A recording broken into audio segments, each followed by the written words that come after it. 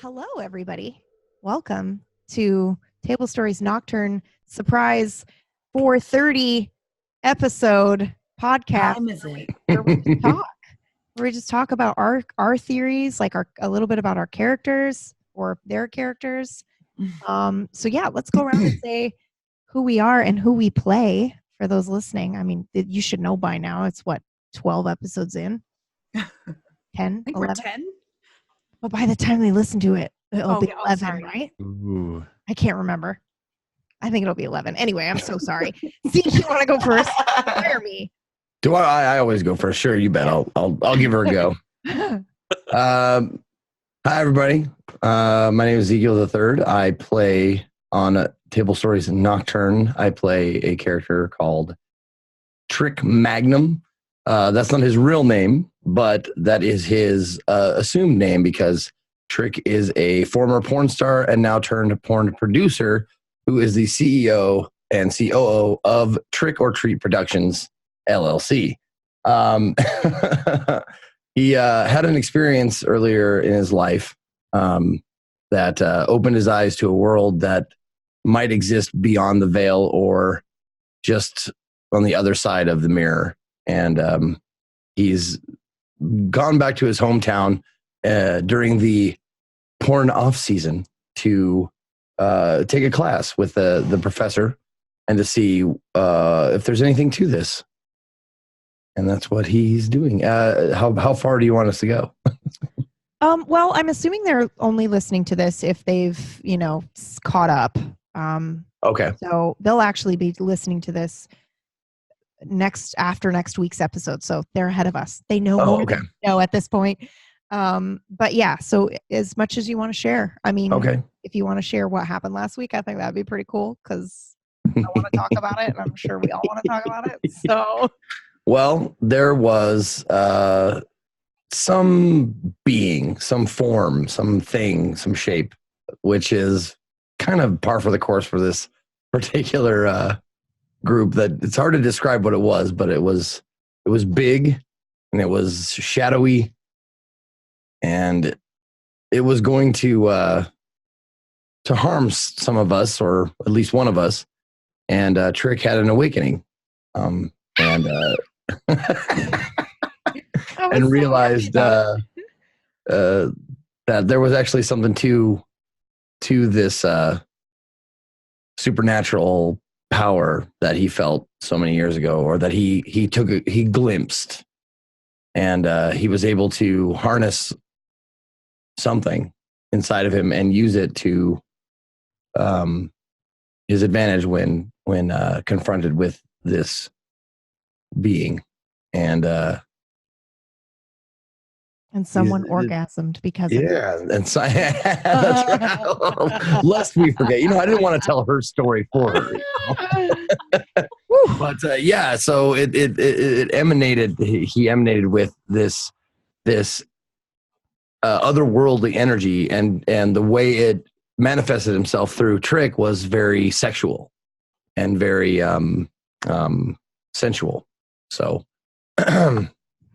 people that might touch him, if things like that are happening, might experience some pleasure, and someone did, and it was yep, that's right, baby.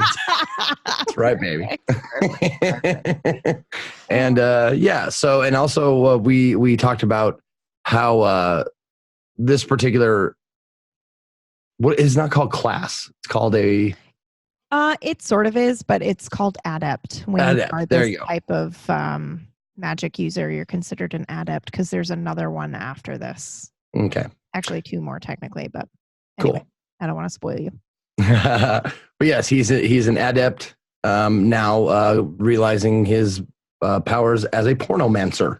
Yep. And we talked about like what's the ins and outs of that, and there's some costs. So you expend the energy, but in order to get the energy back, things have to happen. Do you want me to go into that or not? Yeah, absolutely. Okay. So the crux for a pornomancer is that his power all revolves around sex, but the sex is the price is sex is no longer enjoyable. Sex is for a purpose and it's not for any other thing like pleasure, love, nothing like that. It's kind of strips away all of that until to the bare bones supernatural magic of sex for the pornomancer, and so that's the price. No joy, just power. No joy, just power. Yeah. And if you do choose to break that rule, then you suffer the consequences, which is pretty interesting. Yeah. All right, Dan, tell us a little bit about Theo, as much or as little as you want. Fair enough. I'm Domestic Dan, and I play Dr. Theo Ransom here on Nocturne. And he is. I think as it doesn't really matter whether or not people know that or not. He's a professor of anthropology. I don't know if that was actually ever said yet. It's just been kind of danced around. Yeah. But he does teach an occult class, which is how everyone came together. For one reason or another, he's always had an interest in it, or at least he's had an interest in it the last several years. Main things about him are he's got a really strange book, like really weird. And in it, there's just this teensy weensy little symbol that he just can't ever not stop seeing. Just really minor. It's been haunting him for a very, very long time now. And since this is after a lot of episodes and a lot of reveals, he remembers everything. Like a lot of stuff. Every single iteration, every single try, he remembers. And the main reason he remembers is, I don't know, some guy had a gun to the back of his head and just kind of put him in a really stressful moment where he had to do some stuff. I don't know. It was really interesting. The catalyst for that. Yeah. And a couple good roles too. Can't forget a couple good roles. Yeah. And as we found out in the last couple episodes, the reason he's doing all of this is to bring back and save the love of his life, Adisa Bello. He's been trying for, I think they're on the 734th attempt, which is like 7 years, I think. It's for 4 you, it feels like 8 years. Yeah, 4 to 8 years, depending on how many days in a try. Oh man! So he's been doing that for a little while, and it's no wonder that he may have repressed some things at one point, because I don't think his brain could take it. But he's been trying to keep everyone moving forward to this goal, and has been revealing it probably slower than some people have been enjoying. And his classmates, his students are getting a little annoyed with him. I don't know, to the point of putting a gun behind a head at the I don't know. He seemed fine. But the professor is, I've been having a ton of fun slowly revealing that he's more than just a kind of quiet professor. He's got a lot of very dark secrets, some of which still may not be revealed.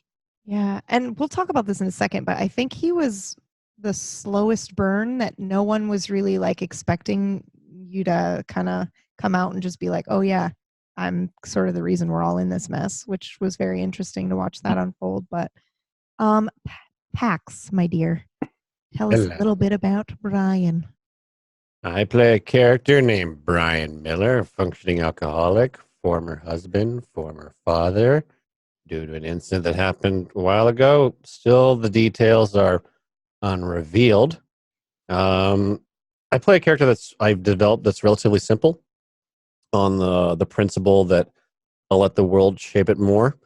I found just through past experience that if you start to really hone in on a character and put a lot of detail into it, its backstory and morals and stuff like that, if you make too much of it, sometimes you kind of box yourself a little bit into a type of RP. So I like to open up a bit more and let the world kind of help shape the character. I mean, obviously you're going to have like your moral compass, but it lets you be a little more free, at least in my experience, the way I do it.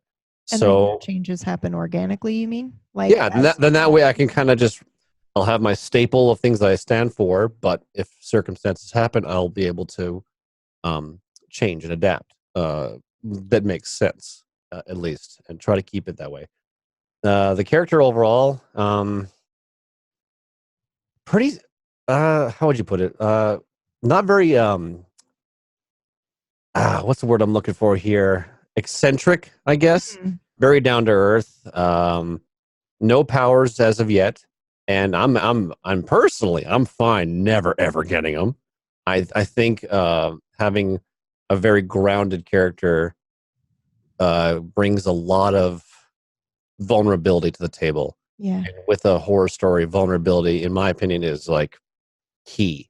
Like it's so key. So I'm just kind of, right now I'm dead, but Yeah. depending on whatever happens, unfortunately I've missed 2 episodes, and it sounds like I've missed some interesting things. Oh my! So I'm kind of just I'm interested to see what's going to happen going forward. But I guess that's where Brian sits right now, dead and just going with the punches. Yeah. That's perfect. Thank you. Katie Peters, tell us a little bit about Briar/Blair. Hi, I'm Katie Peters Plays. I play Briar and also Blair. You dropped on me. I'm sorry. We'll talk about that later, I promise. But it's been amazing. Briar is a very complicated character. She's been through some shit. She's had this shadowy figure follow her whole life. And throughout the whole thing, she thought it was her fault. But with some big reveals recently, I think it's might be more the professor's fault. But she's a pretty simple character in the sense she just wants a calm life and control of it, and she works at a coffee shop and just wants things to be even keel. But she's been dealt some hard cards, and her grandfather she was very close with, and that's part of the reason she moved to Afmore, is to be closer to him after he passed away, and she would visit him at his grave. And I mean, she was the one who had the orgasm with Trix, so you have to be careful whose hands you touch when they're awakened. So just wash your mittens. Wash your mittens. It's important. But yeah, You're welcome, by the way. It wasn't 11 out of 10. So I mean, but it's been a really cool dynamic to play because Briar's coming into herself, and she can now harness the shadow figure that apparently has been inside of her this whole time. And she's trying to use it for good rather than the fear that it's caused her whole life.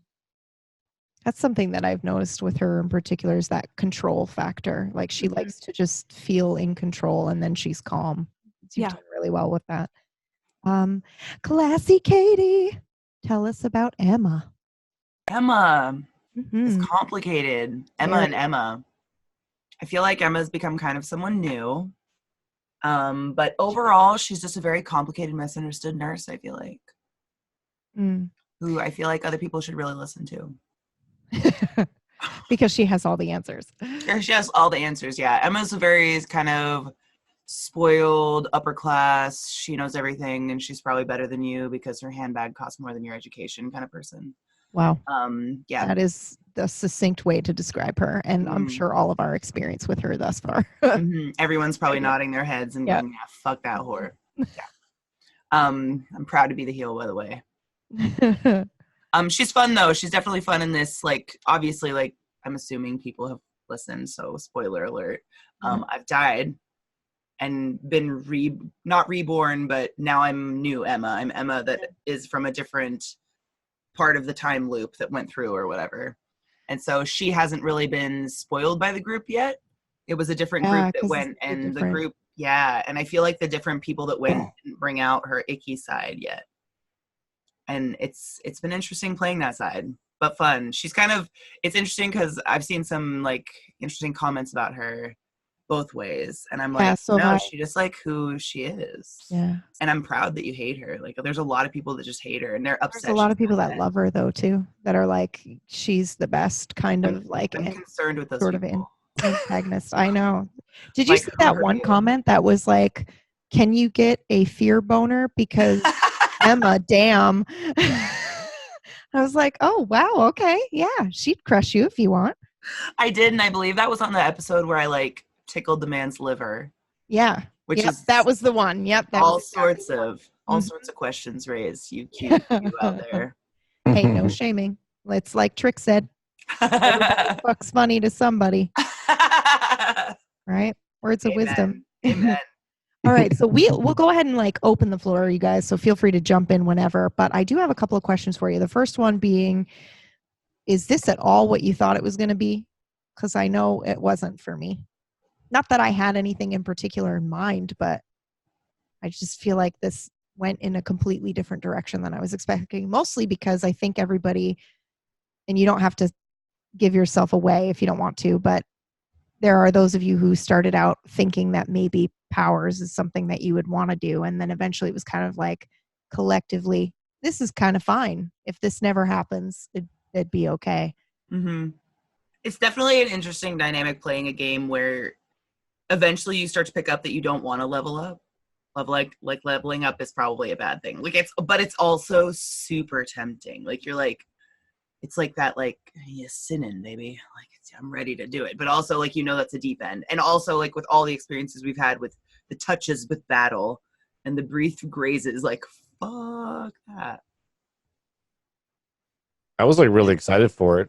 I was really excited for it. The only nervous thing in the back of my, just that little voice in the back of my head, like, please don't let this turn into like some type of like high school kids running in a hallway, typical cheesy horror story. I was a little worried about that, but boy, was I wrong. So no, it's great. It's really good.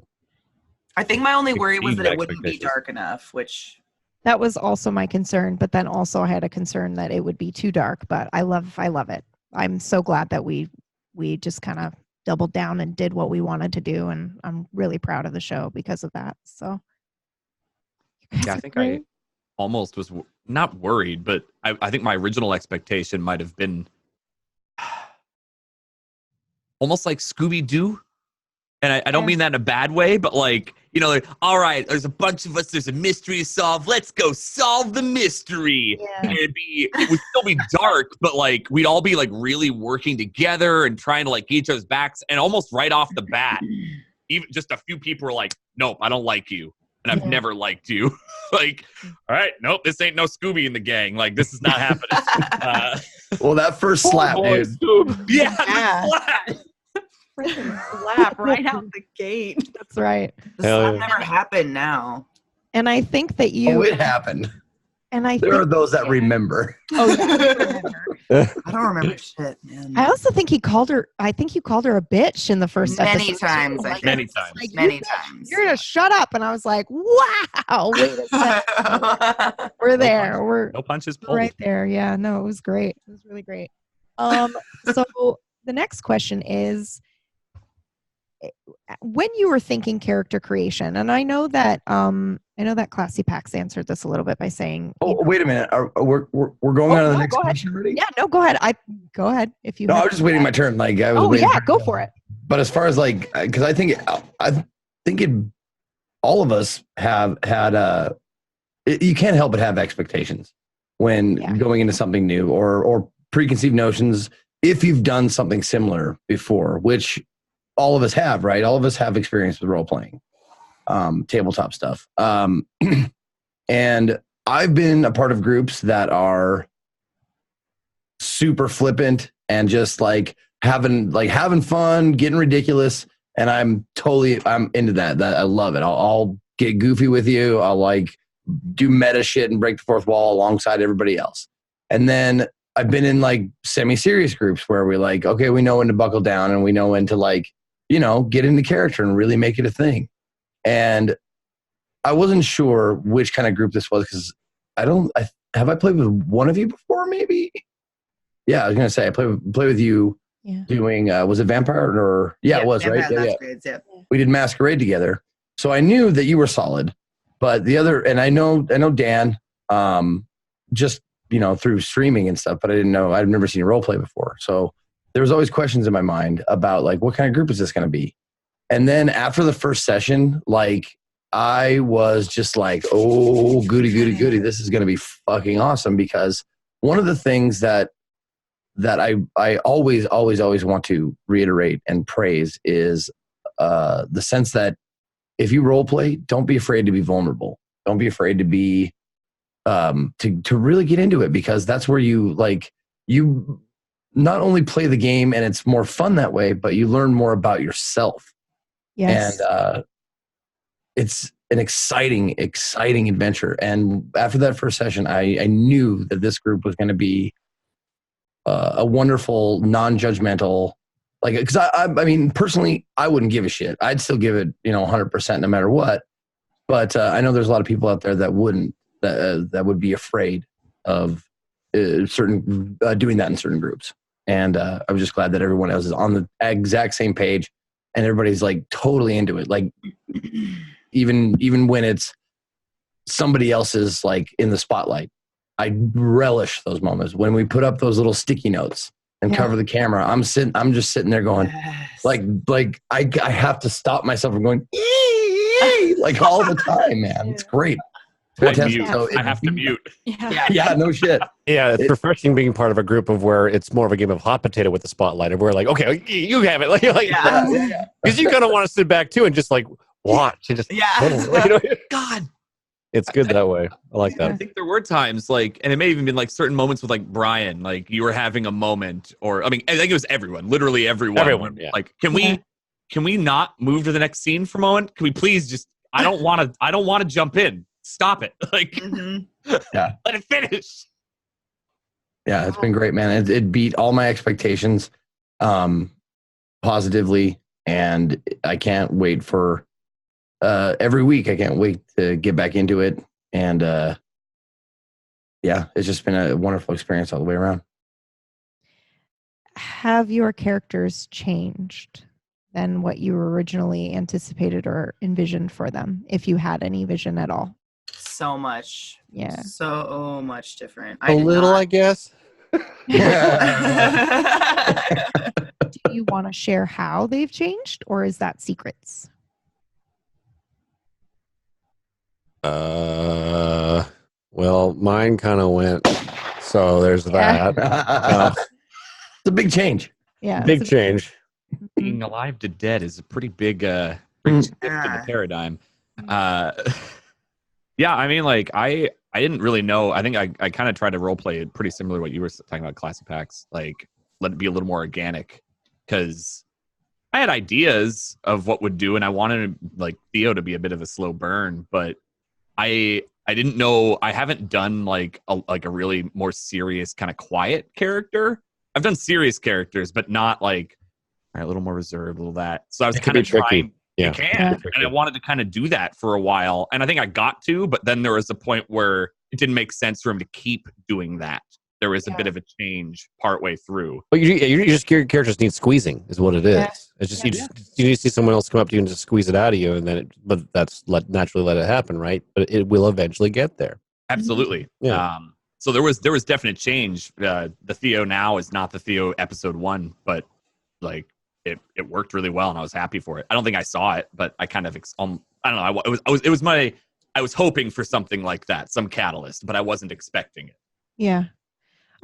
This is PB asking you a question here. I've played a slow burn character before, and I always worry that in the first, and maybe this is just me because I'm paranoid about everything, but in the first, 5 to 6 episodes, I worry I come off as either not a good role player because I'm so quiet and because my character is slow burning. Did you ever have that concern with Theo? Because I felt like your presence kind of like permeated through your silence.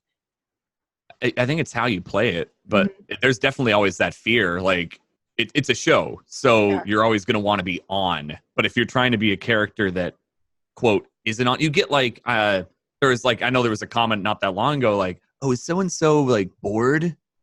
Oh yeah, like, I forget it was me. that one. And it was yeah. Someone said it's Classy Katie bored.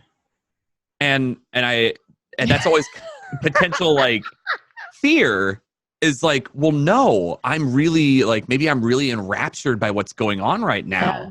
Like, I don't have to be like, if I'm enjoying something, I don't have to be like, Yeah. Like a Muppet. Well, that's always the Like a comment. YouTube reactor video. Oh my god, it's so mundane. My retort to that every time, because I'm on a few different shows with a few different people, and when I'm not talking, like you'll get the board comment. Everybody gets it. And my comment to them is, "Are you fucking bored? You're Yeah. here, right?" And they're like, "No." I was like, "Well, then I'm not either. I'm enjoying the show." Yeah. So I guess that's the answer. Like I try to focus on that. Like I would rather set it up, especially with a slow burn. The whole point of a slow burn is you're really making sure that everyone else is able to really form around you, because then that kind of also gives you a bit of a jumping point later on. Yeah. And I noticed that happened with Theo, because spoilers, we didn't really know, like the Adisa connection didn't happen until it was organic. We didn't plan that ahead of the show. Like 3 episodes ago is where it actually started to really dive. Where I felt it and I was like, ooh, I hope that he's okay with that. And I was literally opening my Discord DMs to message you and be like, hey, how would you feel about having this connection? And your fucking message to me was, I want to have Ben this. And I was like, you're fucking same page. So good. So yeah. I just think that organic stuff like that is, like Pax said earlier, integral when you're role playing and letting things change and shift. Yeah. Just for being like the silent person, like I wouldn't worry about that stuff. I mean, the words you choose and the inflection you use with it is vastly more important, instead of putting on some crazy voice and trying to talk as much as possible. Like, hey, I'm Doug and I just hate flowers, like, or something ridiculous like that. You just have to get it out like that. Just being subtlety is good. Yeah. The little details like that, and just taking the pace with it too, and it lets you hold the cards as well. You gather information. You're not speaking about it so much, not learning a lot about you. You're learning a lot about them. So it adds a nice dynamic. I hang on every word the professor says, because the professor has more knowledge about it, but also speaks in very short, impactful sentences. And a lot of times it's frustrating because the sentences that come out of your mouth are very like ambiguous. Like they could have different meanings. And I'm just like, God damn it, professor, fucking keep talking. I want to keep talking. But when you speak, it's very deliberate. And I'm just like, oh God, what do you think, Professor? I love it. I don't know. Yeah. That's like one of my favorite lines. I also like when you said names have power and words have power. Because the way you said it, it stopped my heart. It was so good. It was so good. I honestly peed myself a little when you said that, because I was like, oh my God, how many times have I said Jim now? Yeah. I had to roll every time you did it too. It was so many. I heard every roll. I know. And you guys were like, bless you. You stayed in character and you kept doing it. And I was like, fuck, here we go. Fuck up, Katie. It worked for me because I knew it was a problem in character. Yeah.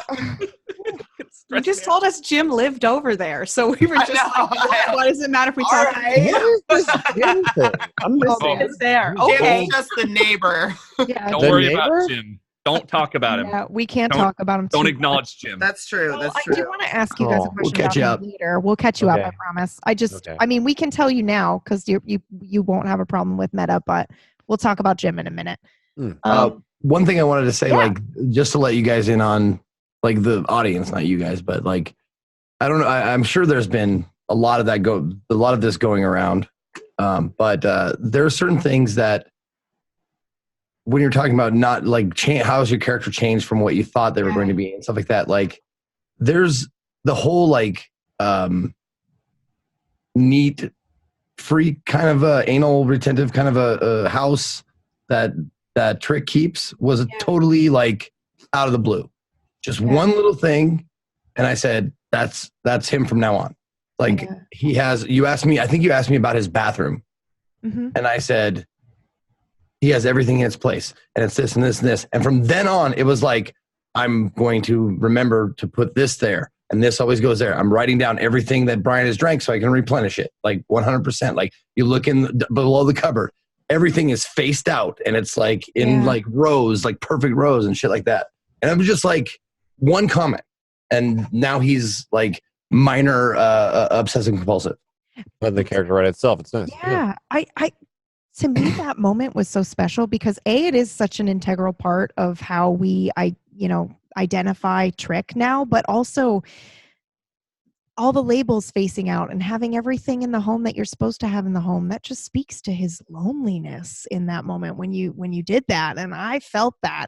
And I know that the audience felt that too. So, small things like that show people loneliness rather than saying, I am lonely, Mhm. Did you also use that as fuel for your father backstory a little bit to why you're a neat freak? Is that kind of tied into that now I've too? wanted to know this too. Yeah. You don't have to share if you don't want to, but Just a laugh. Okay, I'll take that. You want to know if my relationship with my father had something to do with me being neat and that kind of like not leaving anything out. Don't leave a mess. Otherwise, something bad can happen to you. well, yeah, absolutely. Like I had very little structure growing up, and so I want that and very little control. Yeah. And now I want to control everything that I can, and that's why Trick and Emma don't get along so well, because she's out of control. Yeah. And loves it. It just fucking grates on him, because especially like when he goes out and looks at the fucking Escalade and there's a dent, like if the front end is dented, he wanted to like lose his shit right there. And that's another thing that I didn't know, that Trick was going to be the voice of like not the voice of reason necessarily, but like definitely the most calm waters. And I loved that part actually, where we saw that you're inside, you're not calm. That was one of my favorite parts. In the too. bathroom scene. Yeah, the bathroom where Yes. he takes it off and reveals all the sweat and is like, okay, you can That do was this. good. That was really fun. That was really good. That was Really good. really good development. Mm. But if I may, I would love Yeah, to hear yeah. like about Briar. Yeah. Tell I think, us. well, Briar loves Trick's house because there is control. Mhm. So when you started going down that route, I was like, oh, this is something she loves, because it's like everything's orderly and it's homey and everything has a place. And I think that's one of the ways that she identified with Trick, because she's like, he likes control too. And I think she feels that comfort around him. And we're still talking about like how our characters have changed over time. Oh, right? yeah, absolutely. I didn't expect Emma out the gate the way that she was. So I had to adjust like how I thought things were going to go in my head. I'm like, oh, I got to adjust how I react to her, because she was just rude. She was not very kind. But it just provided a really cool dynamic to start playing off of each other. And I really enjoyed that each of us have such a unique person. It's like meeting people in real life, except we had already It's like been meeting this group. someone's imagination. Yeah. It's so much more intimate. Like, it's so crazy. It's so crazy how close you become with people you RP with. Yeah. Mhm. I think role play, because I'm fairly new to it myself. This is my third show, and it's something where having a group that you feel comfortable with is really important. And I've really appreciated that we've all been able to be vulnerable and grow in our characters and change and adapt. And everybody's just like, yeah, what else? Like, it's just a really excited thing. I mean, I think we're all excited about each other's character and their growth. Yeah. I mean, we've all died except Theo at this point, right? Theo's just living on. Yeah. Theo's the only one. I didn't even think about that, but yeah. We've all died except for Theo. The road, yeah. You know, as crazy and as like unstable as we all come off, Theo has got to be the craziest. Like, yeah, on I the think inside, so. Theo's got to be like Absolutely. cracking. You're like on Groundhog Day 900. Yeah. I think that's like, it's like Awakenings. You ever seen that movie Awakenings? It's like, it's it talks about a illness or a disease that makes like tremors in the body, and the tremors get so fast that the body just freezes up. And that's how I think of the professor. Like, he is just wound so tight that he's moving at a mile a minute, but you can't see it. And it's just beneath the surface. And if someone were like, I'm waiting for him to fucking snap, dude. Yeah. Well, that's one of the things is like, so Briar is in the darkness, and then another Briar allegedly comes in, and then PB had me decide what I wanted to do with her, and I wanted her to walk through the hole I made in the darkness. And so then essentially Briar died, right? And Blair came out the other side. But then I had a character with 2 different memories in my head in 2 different lifetimes. And I think Theo's got like 700. Do you have 734? Or do you just have a mishmash of everything? Or can you tell us? I mean, basically, the answer was you remember everything. Okay, yeah. So everything. That's how I interpreted it. Yeah. So It's Theo's going to 700. snap at some point, I think. Yeah. Well, that's Go ahead. For Theo, just for some insight, for Theo, he remembers everything, but feels to him like he's gone through he's still Theo 1. Okay. Like he's gone through it and woken up and gone through it and woken up. it's not multiple quite- lives. Okay. It's Groundhog's Day. It's remembering it. Yeah. It's like For you him, lived it's more the like same Groundhog's 4 Day. days, 800, like 700 times. Yeah. So it's not multiple lives, because then he wouldn't. He'd be dead. His brain would be Like Have a mush. brain aneurysm. But yeah. yeah.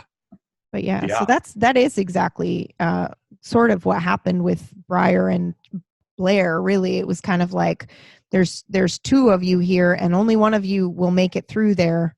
Mhm. What do you do? And you still tried to bring you both through, and then it was like, oh dear, and then That was only 2. Yeah. Theo's And got. those were 3 successful body rolls. Otherwise, you would have just had an aneurysm.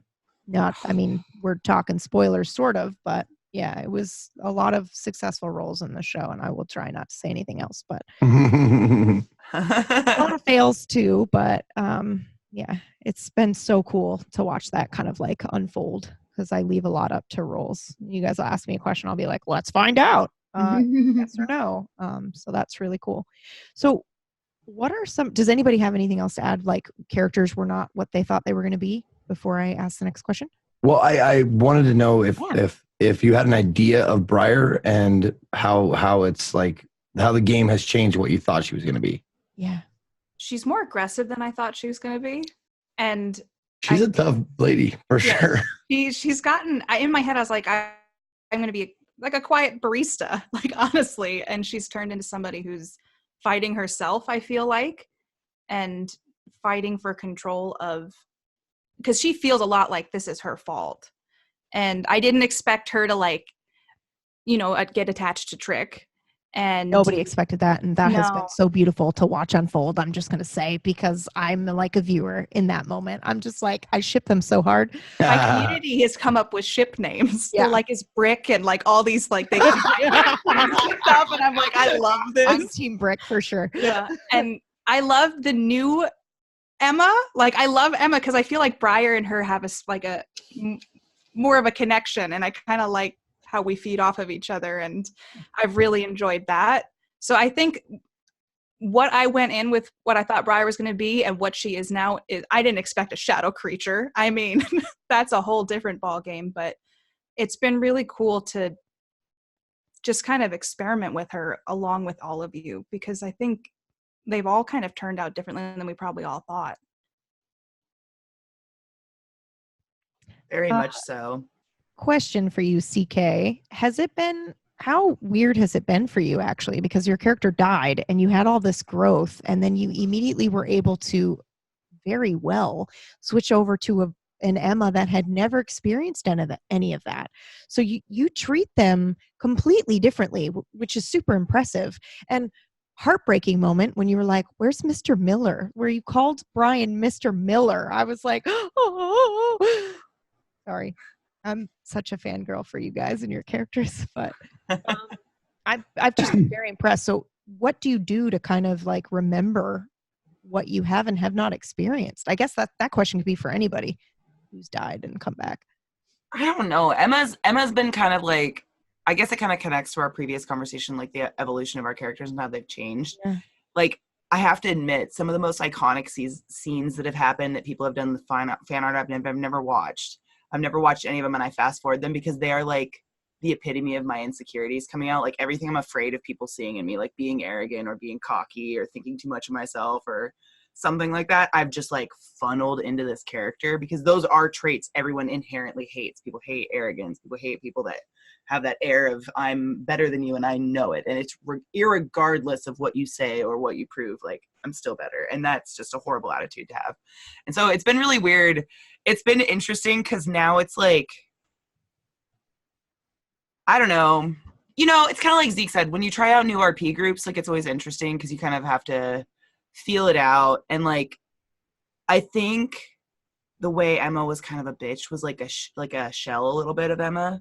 And because that hasn't been activated, you guys are seeing like a little bit softer of a side of her. And so it's not like she's had different experiences, but like instead of people pissing her off or people saying something that would insult her, like I think there was one point where she was like reaching out to Briar because she's very small. Like people, I don't know if people pick up on that because her personality is pretty big, but she's like 5'1", like very petite, very tiny, just huge personality. And she was gripping onto Briar for help because she was terrified. And Briar told her to shut the fuck up and like brushed her off. And she like crumpled. And like you saw this moment of her going, I thought we were friends. And I think that's going to start her shade of maybe coming back because she's had the same experiences other than, you know, like in with the characters. It's interesting though because like they're half the characters she doesn't know. Yeah. Or like you don't know Trick and you only know Mr. Miller from... I only know Mr. Miller from the hospital. Yeah. Because they didn't come with us on the trip. And so I'm really interested to see how the dynamic works out with them. Because like, I don't think Trick knows, but he likes to fuck with Emma. And he's like picking up on an uneasiness in her eyes, I think, or something like that. Because I noticed that in that last episode. Emma, how you doing? Yeah. And she was in the backseat like, it's hard to let go of what already transpired for him. It's hard to let go exactly. Of that. And see, nothing. She doesn't even like maybe recognize him from class and was like, dirty man, and like sat on the other side or something. Also, I don't think it's clear to the characters yet what has actually happened. That Emma was pulled from another reality and doesn't know Trick. I don't think Trick knows that. I think he just thinks it's like she doesn't remember him, right? I just think he sees her not as her confident, puffy self. Like she's always kind of been puffed up, like, fuck you. I just like, you know, did my thing in your bathroom and now I'm going off and I'm tough shit. She's seeing the first time they're coming into contact with each other is her crumpled, like she just saw giant shadow people, you know, and like big porno man's looking her in the eyes and he's like, I think like a predator, like almost like I felt like a deer in headlights, you know what I mean? Like a predatory situation. Like she was caught in a moment where she didn't have her like puff up, like I'm a big bad nurse and I'd save your life or stop your heart, watch me go. And he like was on it like, oh yes, let's dig into that mess right there. So that I think will be an interesting, because I feel like, and it was just the way Emma rolled, like honest to God, everything was the way she rolled in her first rendition of herself. She was tough. Like she just rolled really tough. Like she didn't see what other people saw. She wasn't just being a cunt. She did not see those things. And when she doesn't see something, she doesn't lie. She just is going to think you're a fucking idiot because you see them. Like, are you crazy kind of thing? So it's been, I don't know. I don't think it's really a battle of her memories. It's more like a battle, like, how am I now going to interact with everybody? I have to kind of like forget how she did interact with everybody. But they're all going to act like how she interacted with them. So that's going to be hard for me to act without just acting like a dumb broad. It's just like, what? I believe in you. Thank you. Did anybody else have any other things before I ask the next question? Okay. So the next question is, what are some of your favorite moments from the show? To talk about that. Oh, while you guys are thinking on that, I did want to add one more thing. I saw this beautiful like mini novel in the Discord about Emma and her defense mechanisms and how every time she gets more scared, then she gets meaner. And people were able to like break down like, oh yeah, when she's feeling super vulnerable, she just lashes out at everybody. And I thought it was very nice. It was like a little 2-3 paragraph mini novel on, oh, I should stop being so mean to Emma. She's just broken as everybody else. Yeah. Someone said it's Briar's fault that Emma's the way that she is. And I was like, oh no, is it? I started thinking about everything. Yeah. My heart, can we just use this moment to shout out the Discord? Yes. And like the Nocturnals. The Nocturnals are just like the dopest people. Yeah.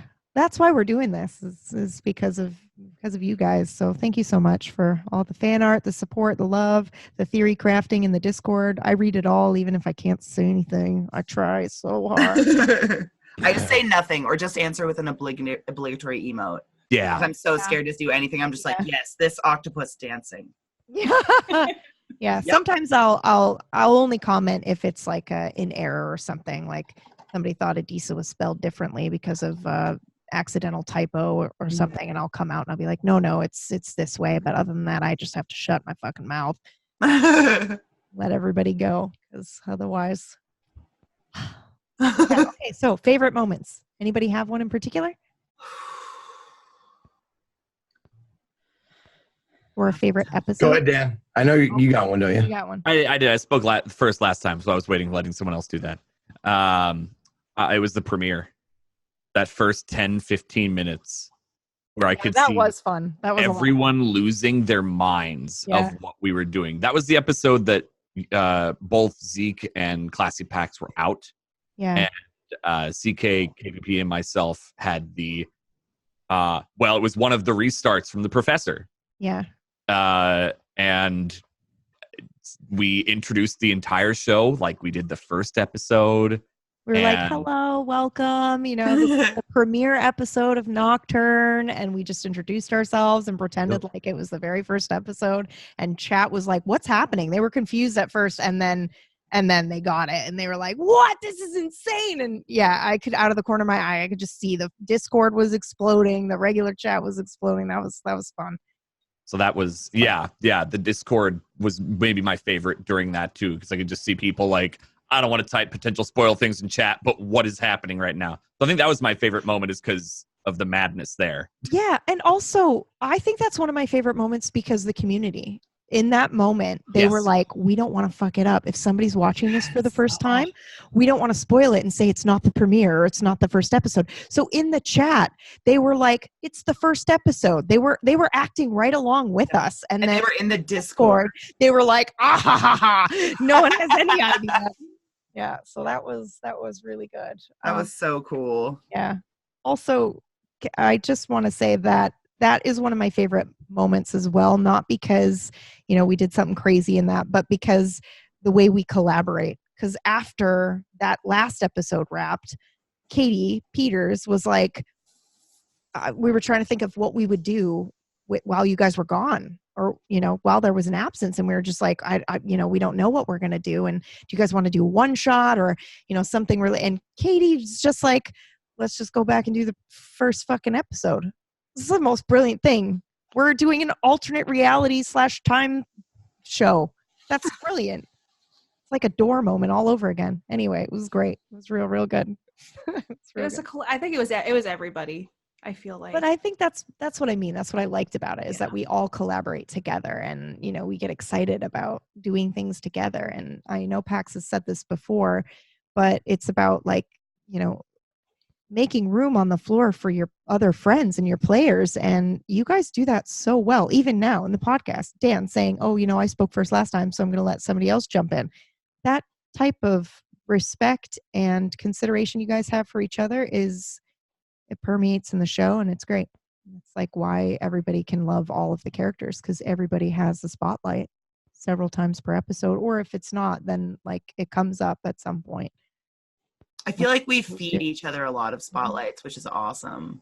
Yeah, I noticed that too. I love it. Not a lot of players do that, but you guys find a way to, just open that door, and kind of everybody just knows, okay, I'm going to walk through it. Now's my time.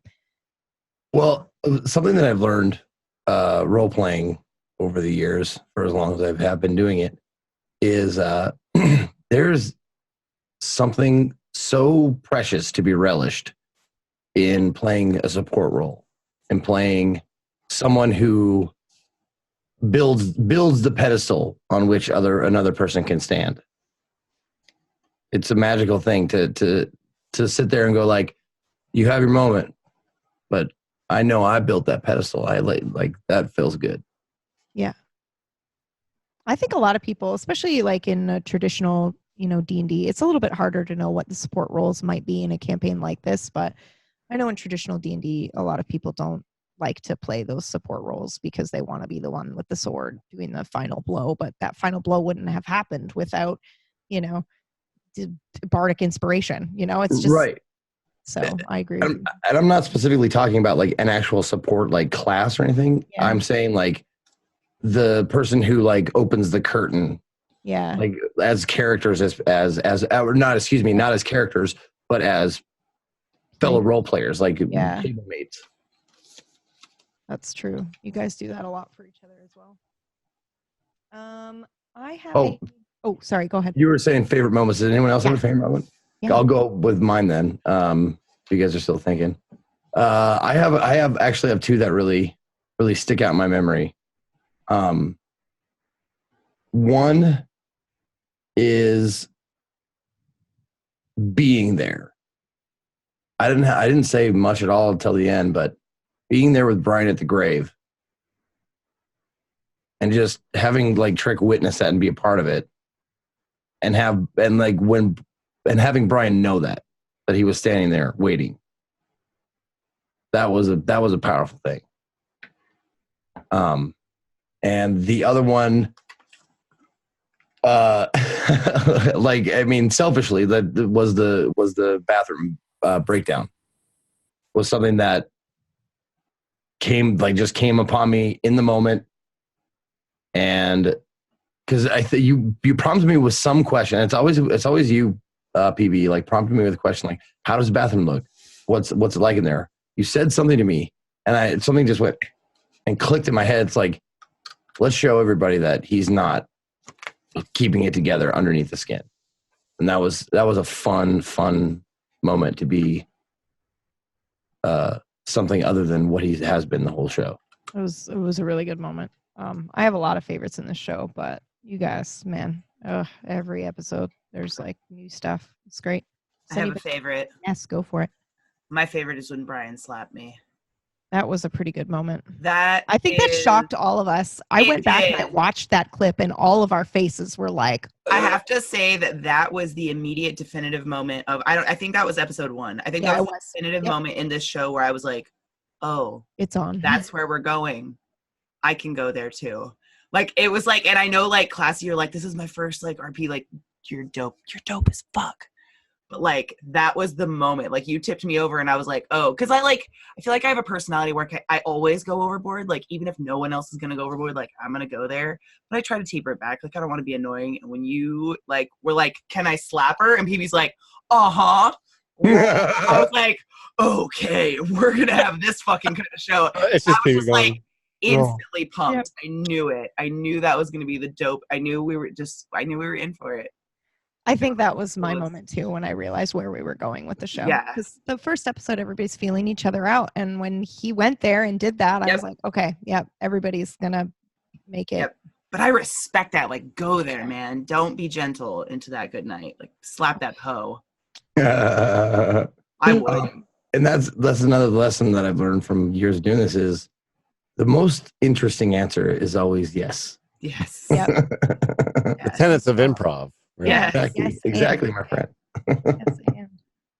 Any other favorite moments? I mean, the whole show. Can we say that? I got a lot of them. Like I feel weird even picking a couple out. Yeah. So it just I don't know. I got too many. If that makes any sense. Yeah, roll for it. I like any time where it's the group is slightly separated and you have a little bit of more one-on-one time with an individual. Those are some of my most favorite moments because those ones, it's not this group conversation going in a circle trying to like figure something out, which is fun, but that makes great progression. But I really love the intimate moments. Pretty much everyone across the board, I like them all. Really enjoy them. The self-reflect ones are great because they're like nice little. All right, here's a chance to drop down some of that backstory and what that individual I love those as well, but I really like it when you get to share that with a different character. Yeah, they learn something and you learn something. Oh, that's just that's the juicy stuff to me. Pretty much every single one of them, I loved. That actually made me think. Like I forgot one that I definitely like. I mean, the top moments would go round and round. Like you could argue which one's my favorite. Just for different, absolutely valid different reasons, but in the dark with me and Briar. And that was so thing good. That came out of the dark. That was so scary. That was so good. I got chills just now, just remembering. You single-handedly created that creature, though. Yeah. You guys created, in that moment, you created and see how much like all the videos and shit. Yeah. The Mhm. misunderstanding too. The like the dialogue misunderstanding that was totally out of character and in character, where I said something like, what did I say exactly to you? It was more or less like, bring back the image. I was trying to get you to take the image of whatever was like the symbol and push it away so you could escape, and you grabbed the creature. Yeah, you said picture something. It was just a misheard word. Yeah. And I was like, okay, he wants me to picture the fucking creature that scared the shit out of me. And I just didn't want to. And I concentrated, and the whole like dad voice thing. Oh my God. Yeah. Oh my God. Oh my god. Oh my God. Oh my god. So good. Yeah, that was good. That was good shit. And organic stuff is so good. Just the stuff that just That like pops out and grows together. It's so good. I feel like that's so much of our material so far. It is very much so. I like that. Katie. you got one, KP? Yeah. Well, I was just thinking, I like the moments like to piggyback off of Classy Packs is the moments where I get to learn more about the other characters.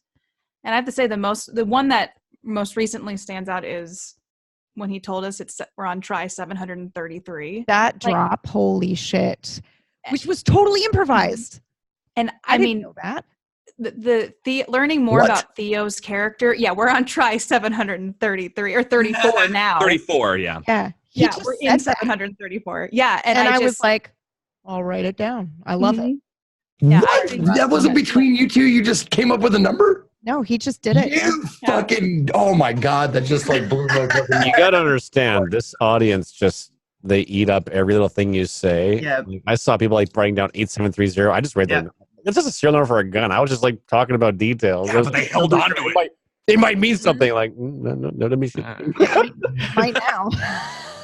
Because I also write down all those details and I try to find a way to weave it back in so that it's I'll just roll with it if you do. Yeah. So yeah.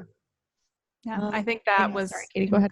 Well, no, That's a that was good one. just impactful because I was like, when you think about how long that is, like over, like Yeah. how many years is that? 4 to 8, Yeah, depending on how many days in a try. Yeah, and and the fact that you did tell us like you pulled me and you pulled Emma. So like the thought of the fact that you've been pulling us to hopefully get the try right is crazy. Yeah. Yeah, and I think it was interesting too, like just as from me as Theo versus you as people. This is one of the few times he's actually told the truth. I mentioned he's done it before and it didn't work. He's told them the truth and it didn't work. And some of the reasoning behind that line is, what would you think if someone said, by the way, I've killed you multiple times. Over. You're not the over. first and you're probably not the last. Like, Whenever I was you actually surprised you didn't snap and be like, "Well, you fucking killed us."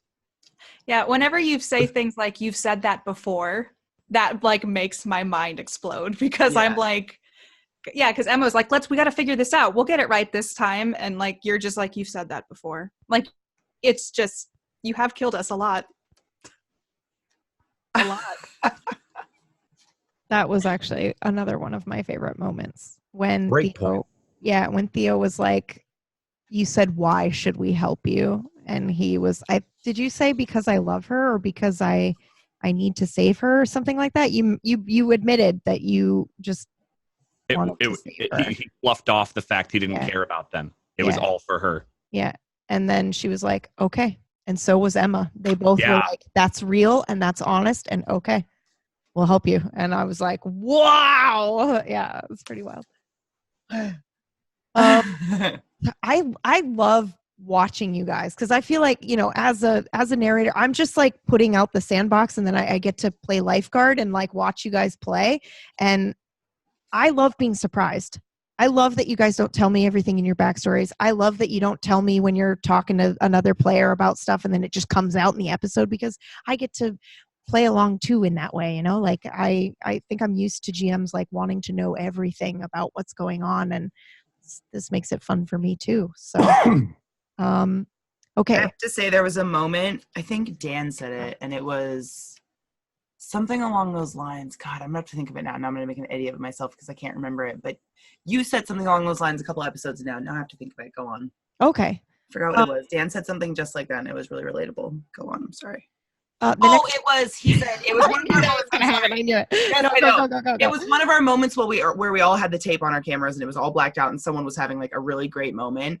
And it was a really long time, I think. And when we came back, it was like our break or something. And Dan was like, you know, this is the only show I've ever been a part of where I am not bummed out to be with my camera covered. Like I am drooling teeth on the screen, like super excited to watch the RP going on in my own group.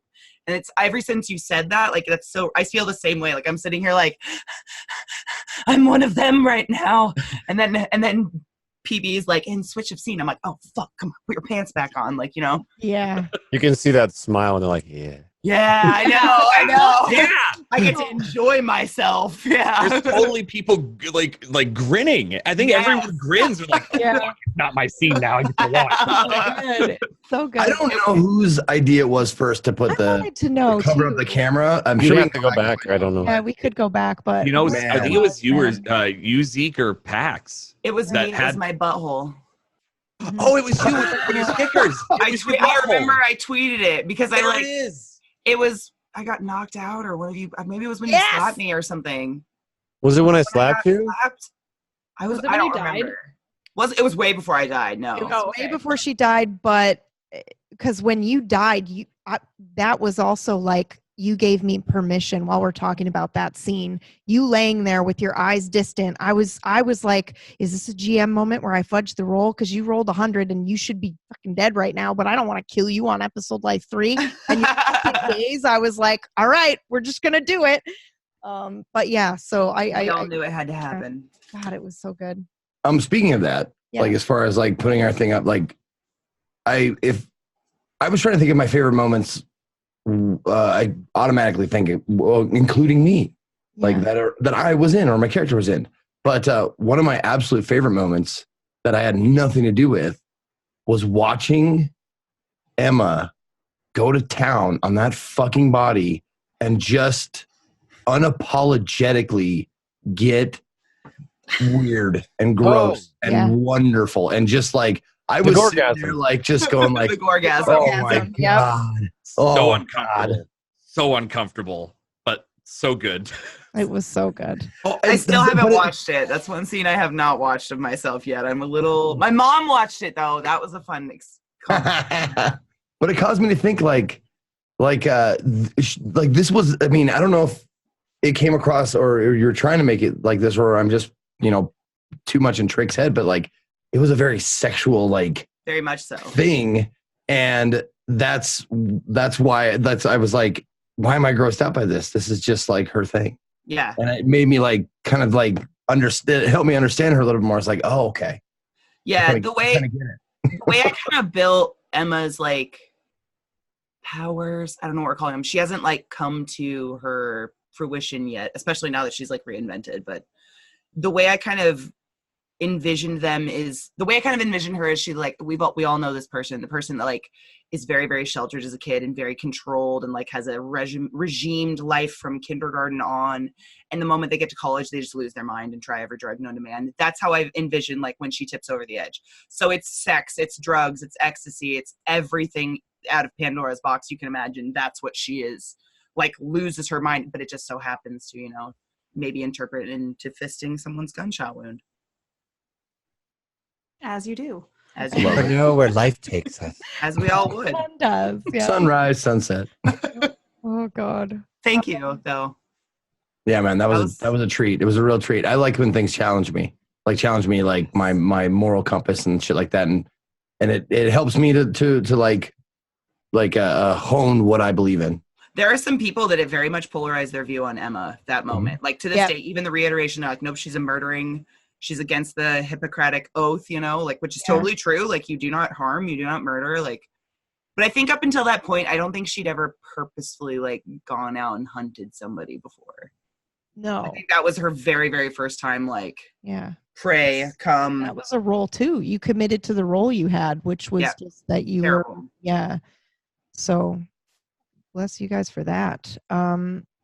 I think this is something I totally forgot because we were saying favorite moments, and I was thinking like RP moments, but the sticky over the camera made me think of just how immersed you guys make everything for the game. Like when you turned all the lights off and you guys whipped out your cell phone, that's one of my favorite moments.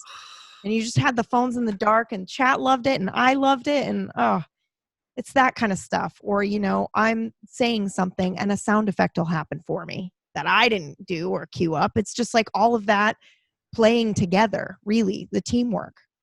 Fucking teamwork. It's great.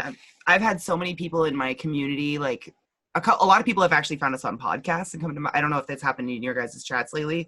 People have been finding us through iTunes, and then they come to my chat and they're like, oh, I didn't even know Twitch was a thing, but I'm really into role playing and I'd like to, I want to get into Twitch or whatever. Yeah. And they've told me that it's hard for them to separate our characters from us a lot of the time, which I think is a really interesting concept, which is, I think that says a lot to all of you guys, like our group as a total, like that's been phenomenal. But one way that they've told me that is that listening to the podcast, then a lot of people will be like, oh, did you know that they're live on Twitch and that you can actually see their faces and they act and they dress up?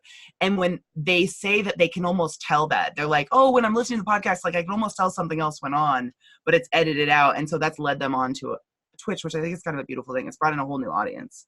Yeah. We got, we got featured. I don't know if you guys knew this. I hope you saw the tweet, but we got featured on New and Noteworthy. So we were on the front page of iTunes for like 2 weeks, which is so cool. Incredible. So yeah, we got a lot of new people that came in because of that. So how do we even get up there? It's roll. Like good roll.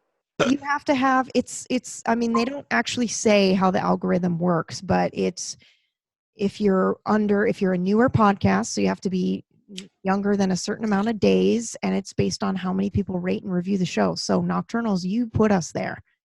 Those of you who went and you rated and reviewed the show within the first 3 weeks that we had released the podcast version, you put us there.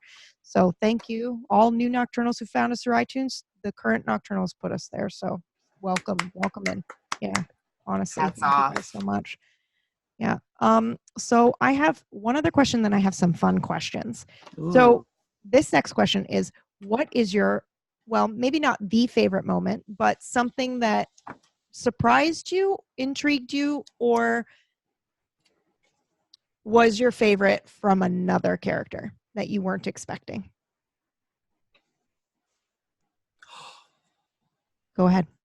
You're the first one that had a visual facial reaction like you knew. It's super recent, but when Briar shrunk down out of her big monster stage and she made the horns to come down, I got icky feelings everywhere. Like my whole back of my neck, I was like, oh, icky, she's crazy. Like I just got all of these feelings in my body, just like, and like, I don't think KPP, like, you're awesome, but I don't think you planned her that way. And so seeing you evolve this character and like, you just were like, I don't just shrink. I know. I shrank. My body was like, I did not see that coming. And it gave me so many icky feelings. There's a dark side. Yeah. You have a dark side. That was a good one. I think mine was when Brian held the gun to Theo. Oof. That was one while I was involved, like, and I like out of character knew Brian was going to do something because you're like, I have the gun out, like all this, but I didn't know what you were going to do with it. And when you went from like, you need to start talking now, like go, so they couldn't see this if you're listening. He just mouthed, I didn't know, or I don't know, like, organic, like, but it was so good and it felt so real. Like, all right, I'm doing a thing in character because I have to do this. And then I'm immediately stopped. My plans in character were shut down. Which as a player, that's fine. That's totally good because it means someone has a better plan. And seeing you take complete control of that situation from start to end was I think my favorite. Like it was just so good and it felt so real, especially for Brian. Yeah. That even for some reason I'm focusing on the details line still haunts me, man. It's so good. It was a lot of fun. Thanks. Probably my favorite one is Briar facing her demon and kind of like stepping up. What? I like that. That was a lot of fun. I really like that. In the that shed, moment. that spot. Mhm. Mhm. I didn't That was a lot of fun. People were getting tossed around. Zeke was like, "I'll pass that." It was one hell of a roller coaster right there, and then having Briar kind of like reassure and then changing from then on as well completely. So the confidence really boosted in her character. That was like one of those tipping points in the story. That was really good. Really good. I already said mine. The Gorgie. Yeah, you did the Gorgie. The Gorgie. I love that. I love that. That's what it's called. But if I may, I would love to give a shout to. I mean, at least all of the characters and different things that PB has done. Oh, That's like outside of, us as players. Just the moments of watching, like not being in the scene, but watching the Zoom call and seeing all the faces. And watching a DM lose her fucking mind when something happens is So much unheard of. It's unheard of. yeah. You're supposed to be the stoic Yeah. God figure creating this world, It's and actual you're final. along for the ride with us, and it feels so good. Mhm. Yeah, that was a critique I got after the first or second episode. Someone's like, "Man, you gotta have wipe that. You can't have expressions like that. They can't know your cards." And I was like, no. Yeah. But I welcome critiques. I just happen to disagree with that one in particular. Yeah, definitely. I give you small face disapproval. Yeah. Yeah. Mm, This is a passion project. yeah, it is. Dang it. And I, you know what? I was scared about a lot of things. I was scared about like how dark we were going to go. I was scared about having 5 players because I've never run 5 before. 4 is my sweet spot. And I was like, 5, that's scary. I hope everyone feels like they get enough like time and whatnot. Odd numbers, man. Odd Yeah. numbers. I'm letting you know right now. Odd numbers is key because it makes ganging ups on individuals. It creates conflict in a very interesting way. If it's easy, you can totally split things in half too much. It's like the opposite of like having siblings or kids or whatever. A lot of parents like even numbers, that way. So it's not like 2 picking on 1, but in this sense, oh yeah, odds. You want that. Yeah. God, I didn't even think about that. That's so genius. Yeah, That is true. really though. good. Yeah. Smart. Yeah. Odds are good. Not Odds are either. good. Huh. Okay. Well, you guys have proven that it's fine. And the fact that you love when you put your sticky notes up on, then I don't feel like I Oh. have to rush anyone's moment. No. Don't ever No. rush a Yeah. moment, please. No, I Those are don't. some of the I most don't. golden. I don't. Nah, you made And a in fact, beautiful world. I Yeah. will cut that moment when it's important. I'll be like, pause, and then we're gonna go over here because tension. So, Yeah, that's one thing I love and hate about you. We'll be right back. Yeah. that's where we're gonna end the episode. We'll be right back. But yeah. So I had questions like, do you guys have theories that you want to share and craft with each other right now about what's going on, or do you not want to reveal what you're thinking? I have a favorite moment. Oh yeah. Oh God, one damn it, favorite. Katie, I'm No, so it's sorry. fine. I'm quiet. It's my own fault. I'm sorry. Go ahead. I mean, selfishly, I'm a part of it, but when Trick was dying in the car, which sounds terrible. Wait. No, I was just agreeing with you. I was okay. just adamantly being like, yes, I forgot to mention that. That's one of my favorites. And so we're all essentially in the car, and I love that we're all together, even though Emma was dead. There's Trick is talking, and he's asking Briar out on a date, but he's also like revealing parts of his past a little bit. And I thought that was really cool, even though it was terribly sad. And just that Brian is driving and he's trying to get us so that we could potentially save both of them. That was one of my favorite, I think, moments from the show. That might be my favorite episode, actually. Because thanks, Katie. Yeah, well, when Emma dies, Emma died like very early on in that moment because she bled out because nobody like stopped the bleeding or did anything, which is understandable. That's a real moment. People are freaking out, and you guys are basically essentially like trying to tarp up a dead body, and you're carrying she's With a already dead duvet. by that point. Which I don't even know why I'm holding. I love that line where you were just like, I don't even know why I'm holding this duvet, and you're basically carrying her dead body back. And the moment where it's like she's not actually breathing, everybody just kind of had this moment that was like, oh fuck. And then Trick's bleeding out and having an intense moment with Brian. And I think that was the first real brick moment where people were like, there's something between Trick and Briar, and there's that. And then we've got Theo being like, I knew this was gonna happen. That look on your face looking back on it now, where it's just kind of like, what can we do? Like, I know exactly what we can do. We gotta go back.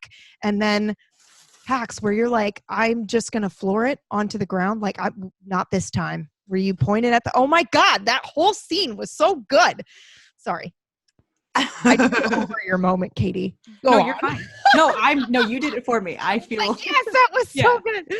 Oh, you guys. Does make and even like I think we were talking about theory crafting or reveals that we can talk about. That's a great transition there.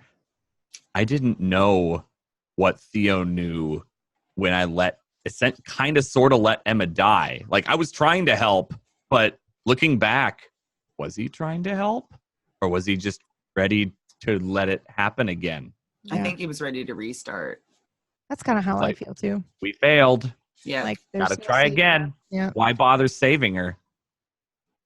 I think that's what people have said in the Discord too. Like, you were just like, oh, well, there's no coming back from that, so I'm not even going to bother trying. Yeah. It was strange because I think I asked, like, what has Theo been doing? And you were just wrapped her. like, He did try to wrap her, but it. Yeah. With the damn book in between you guys. Yeah. I made it very clear he focused on the book more than her. Yeah. And that was some cold shit, dude. Yeah. But I mean, if you had already seen over 700 times that she's gonna come back, like that nasty hoe comes back every time. Oh yeah. You really put in that much effort. If you saw it go down that far, I'd probably be like, well, it's like a video game. Yeah. I'm just saying, like, from Trick's standpoint, like, watching that shit go down, like, in his fucking haze, and like seeing how the professor reacted, was just like, wow, dude. Yeah. Absolutely. I think it's crazy how there's been like callbacks to things, like how that stuff's worked out has The loop. my brain melts. Yeah. The knocking. The knocking just, oh my God. I don't know how it happens. But it's That was just it was totally unplanned, to be clear, with the car spinning up and then hitting the front corner and deading it just like the other one. Like that just And the episode where you two weren't at, I got to do the knocking from the first, like this second that's episode. right. You guys missed it. So in that episode, because when we go back to Theo, we never covered him hearing you and knocking back. So when we went back and did the premiere, he heard it. He heard you be like, Professor, and he was able to knock back to you. Yeah. So many moments. So we tied it back together. We tied it together. Yeah. We tied it up. So many fucking moments that I feel like I'm in you guys have all planned this, and I am just like playing right into your hands. But it's like so many times where it was like, we saw this fucking happen, and I chose to go here. Yeah. And do the same thing without even realizing I was doing the same thing. What in the fuck are you doing, PB? It's magic. It literally is magic. D&D magic. Mm-hmm.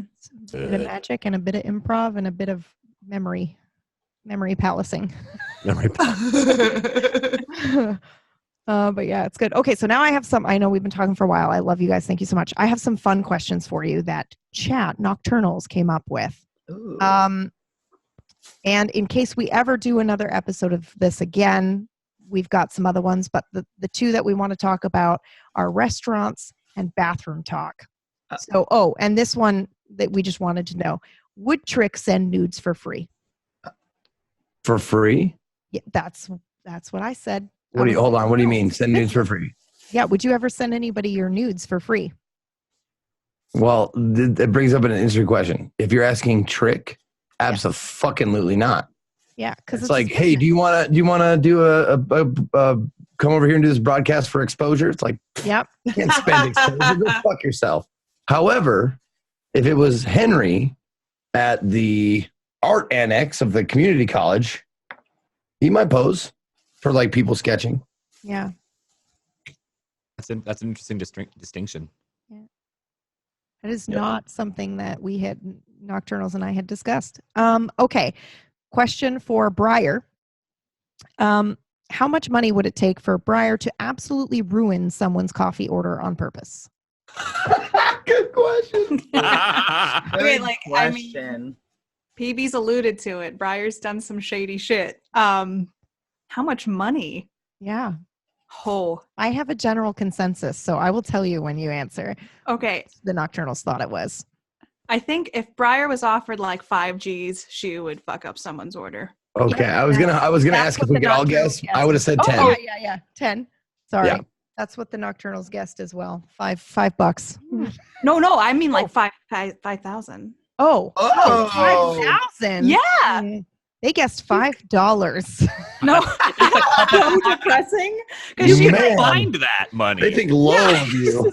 in my tip jar. Lord. I feel like 5,000 because she had a grandfather. It's not like she's like a feral animal. And also, she has a job. Like, I wouldn't like risk my job for $5. Mhm. Maybe 500. I'll drop it to 500 if 5,000. Not $5, And that is unfortunately. exactly Now, hold how it on. would happen in character too. 5,500. Okay. How was the question phrased? Like, what would they do? What would she do to the drink? How much money would it take for Briar to absolutely ruin someone's coffee order on purpose? I'm thinking Oh. spitting in it. Is that what yeah. they Or are they just saying like, It oh, I just put says the wrong absolutely syrup in? ruin it. So I guess that's another follow-up question. How would she absolutely ruin someone's coffee order? See, because my brain went to pee-pee like right away. I was like body fluid, things like that. But if it's just like, oh, you ordered an Americano, here's a latte. I mean, yeah, $5, sure. I mean, but if I'm like ruining it, quote unquote, I need a little bit more than $5. But how would you ruin it? For Yeah, that I was just 5G? gonna say. The Yeah. 5G. How would Briar ruin sugar. the coffee? How would it? Yep. Let's do that follow-up question. I love that. She would spit in it. She'd turn around and spit into the espresso shots before she poured the milk in. Oh, So specific before she goes. You Go asked for this. Yeah, I did. He knows how to do that. Never done that before. God. Oh, God. Shit, man, that ain't shit to trick, man. You can spit I know, right but in she's my mouth. I just feel like she couldn't be like, hold on and run to the bathroom with her cup for someone. No, I know. I'm just saying, like, it's the way it was phrased was like absolutely ruined. Like the apocalyptic terminology. I was just like, oh, what are we gonna do? Like, put some plutonium in there and shit. Dirty Arsenic, water. you're welcome.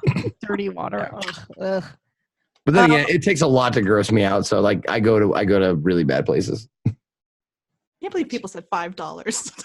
Yeah. No, I was pretty shocked by that too, actually. Okay, so next question. Does Emma tip at the coffee shop? Since she is a bit of a bitch and she goes to the Coffee Bean, people wanted to know if you tip Briar when she serves you. Yes, but she tips to abuse you. How She so? probably tips too high, actually, because It's like a she's condescending. It's Oh. condescending. Like, So it's like, oh, I don't She even probably know. is just banana like- costs $9. You get oh like my a gosh, were you gardening this morning? Oh, Oh, I love it. like a Well, $10 tip on a latte, and just be like, savage. you should hit up the Old Navy. I totally get that because I overtip because I'm a needy customer. I'm like, can you not put any tomatoes and can you bring me a cup of ranch? Can you also like not salt the fries? You know, like I'm that kind of guy. Like nothing out of the ordinary, but very like nitpicky. So I'll be like, here's some more money because I'm so I can feel good being nitpicky. That's probably Like, Emma. It's more of a complete different place. Yeah. Yeah. So Brian, that leads right into this next one. What's Brian's go-to fast food meal? Or if he doesn't do fast food, what's his go-to comfort meal? Ooh. Ichiban spicy ramen. Put it in the microwave with water for 4 minutes. Add the seasoning packet after. Stir it up. Enjoy. Vitamins on the side so I don't get scurvy. I don't know if I should feel attacked or not because I have that exact in my pantry right now, and I don't microwave it. But if you're talking fast food, I don't know. That's a good one. Yeah. I mean, I like that they it's added a made up world. graphic. So I mean, if I had to Yeah. pick a real one, I don't know. Like, would be a Brian thing. I don't know. A&W, I guess. Yeah. Get a thing of So- onion rings. Chat's answer was McDonald's because it's typically the only one that's 24 hours, and they imagine Brian usually gets that after a bender. Oh. Okay. All right. I'll go with that then. Yeah. I'll agree with that. I Probably was like, okay, chat. Okay, Nocturnals. midnight. got it, Midnight yeah. McDonald's run cheeseburger fries. Enjoy the bag fries. Dip it in mayo or something. Oh. Yep. There we go. Yep. That's a good one. That sounds so Um, delicious. Next question for Theo, but you technically answered this in the chat. But I'm going to ask you again anyway, in case people were not there present while we were coming up with these questions. Coffee. Where does he get his coffee? And does he ever go to the coffee bean to get coffee? Or does he always make his own and bring a thermos? it was kind of like an all of the above, if I'm not mistaken. Essentially, yeah, he gets his coffee from the Sleepy Bean. But the like beans, you don't ever go in and get like an actual cup. He'll do that too. Oh, okay, if he's in okay. a rush. And I think it was last episode or the episode before we discussed one of the iterations. Briar and him were a little closer, a little closer. Mm-hmm. And he's held on to that subconsciously. So I think since that iteration, he keeps going back. But he does brew. He brews a stupid amount of coffee at home. So he gets mostly beans and brings it into work. That's Okay. Also, I forgot to mention, this is what the Nocturnals general consensus had to say about Emma's tipping. Emma would develop a rule that she believes is the proper tip amount, and she would always tip that amount so that the act is detached from how the situation was. Anything more would be vulgar, and everything less would be rude. They think so highly of her. Crazy, huh? Okay, so I have a couple. Who I sings just in love the you guys. shower? Who Which- sings in the shower? Yeah, which characters sing in the shower, if any? Theo doesn't anymore. Oh, okay. Broke my heart. Rip my heart out. God, I think Emma would probably sing in the shower. that's what they said as well. They Yeah, said Emma would probably definitely sing in the shower. Trick knows where his talents lie. It's not in singing. Singing. Okay. All right. Morning or night showering? Morning and night showering. And maybe once in the middle, depending on how many surgeries you're a part of. Once before work and several times after work.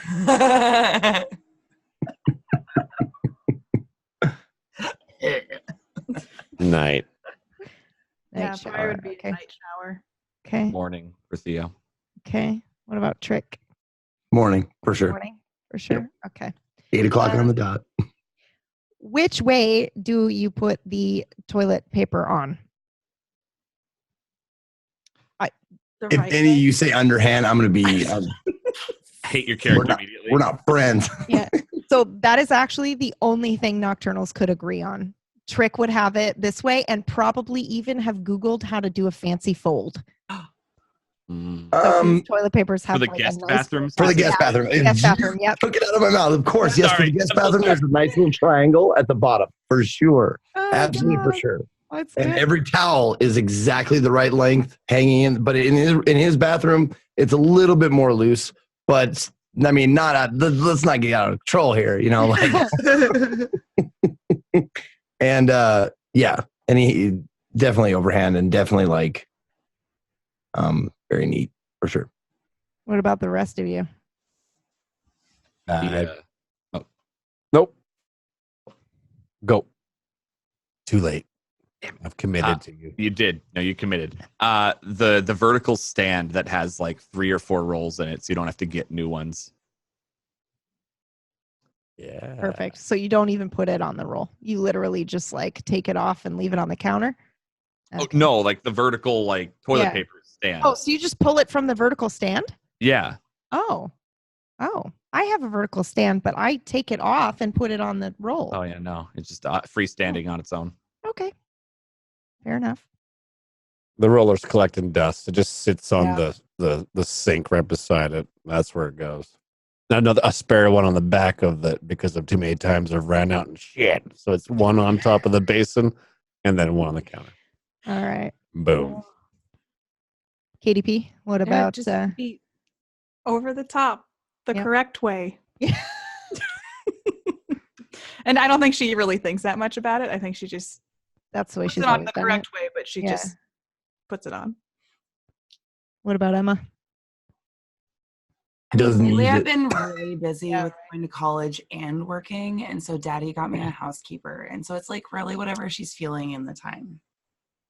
Wow. Doesn't even do it herself. That's Wow. fucking perfect. Wow, that is perfect. That I'm not is perfect. picky, and you know what? She's a disadvantaged worker, so Oh my god, I hate you so much right now. I'm learning so much more about Emma that I didn't want to know. Yeah.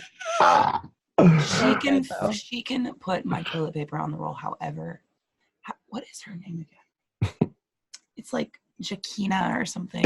Whatever, Jakina. I love you. Not really. Oh my god, Emma! I can see I'm gonna Emma like strangle asking. myself. I can see Emma like asking, like, "What do your people do?" 100%. 100%. For material items that you can sell. Yeah, she's like hiding all the jewelry. and shit, like, Oh, Okay with you. I love how you. Excuse me, I've had that lockbox far before Jakina was hired. So Next Like, question. I'm gonna get. I'm gonna, yeah. Yeah. Yeah. Yeah. We all know that person. We all know someone like that. Yeah, this one was asked, but then a Nocturnal answered it because it was already in an episode. But I'm going to ask it anyway. Does Theo type with 2 fingers, hunt and peck style, or use proper typing form? And actually, you RP'd that you were hunting and pecking at one point, so that was answered by another Nocturnal. But the last question is, if they have any pets, do they? But if they did have a pet, what pet would it be for each of you? And I mean, Trick, sorry, we already know you've got the dogs, but my babies. yep. Briar has a Sphinx cat named Pharaoh because they are protectors of the dead. Or cats are, not specifically Pharaoh. Anybody? Emma has a snake. Trick has a snake too. Identifies with it. else? Oh. More of a beast than a pet, though. Oh. Yeah, it's hard. It's hard to get the species on it, but Good Lord. I love you all so much. Oh God. Brian. Probably a budgie bird or something Aww. that I just hate. I try to make it talk all the time. Was it Just- yours or was it like, I would probably buy it thinking it'd make me happier, but then end up loathing little oh, bastard. okay, so after. Drapes Got and it stuff, after. yeah. Oh, Yeah. okay. Yeah. If I did, which I don't, but Yeah. Okay. So here was the commonly agreed on Nocturnal answers. Emma has a cactus or maybe dead plants or a Venus flytrap. fucking dead plant. Yeah. Briar may have a cat / may have a stray cat that comes around but doesn't come into the house, but she feeds it. Theo has dead fish. Brian has a pet that was his daughter's. And that was the those were the consensus answers. So yeah. Does anybody have anything else you want to ask each other before we wrap up? Can be an absurd question, can be like spoilery if you want. Is there anything you guys have done with your characters you wish you hadn't? Ooh, that's a good fucking question. no. Pure confidence. I mean, if I had to go back and do it again, it wouldn't be the same person. Mm. So funny I you say like that. the way it's turning out, and I like the mistakes I've made and the roles that have come out good and come out bad and shit like that. I know it's like a wishy-washy, like hippie answer, but I like the way that it's coming out due to successes and failures and interactions with people and shit like that. I was actually, that was another thing I was worried about because I've homebrewed this campaign or this rule set quite a bit. We roll a lot. So I was wondering if that would pull people out of it. But I think it's actually one of the strong suits of the show that we leave almost everything up to chance and then we just roll with whatever we rolled.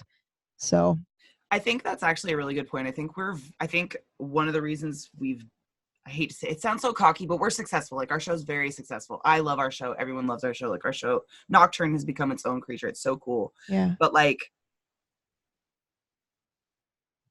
I don't know how to word it. I was going to say. Give me a second. Sure.